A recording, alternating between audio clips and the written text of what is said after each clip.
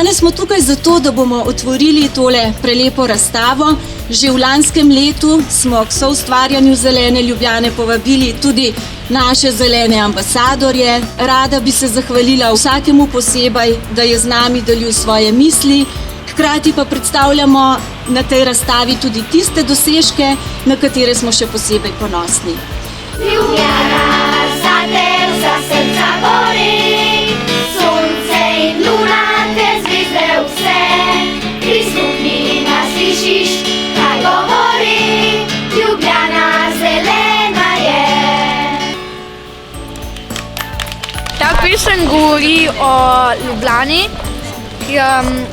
kako je zelena zaradi vsega zelenja in da drugi pridejo sem zato, da bi občudovali Ljubljano. Izjemno ponosni in veseli pa smo, da smo sestavili tudi krog zelenih ambasadorjev, ki jih danes na tej razstavi predstavljamo. Ključ fotografije in pa celega produkta je, da same protagoniste umestimo v okolje, okolica Ljubljana. Zelo sem ponosen, da je Ljubljana ratala zelena prestolnica in upam, da je to tudi taka dobra napoved za naprej, za razvoj, da bomo Ljubljano naredili še bolj zeleno, kot je. Ja, glede na to, da sem se rodil v Ljubljani, mi je všeč Ljubljana kot mesto in se velikokrat rad sprehodim po njej.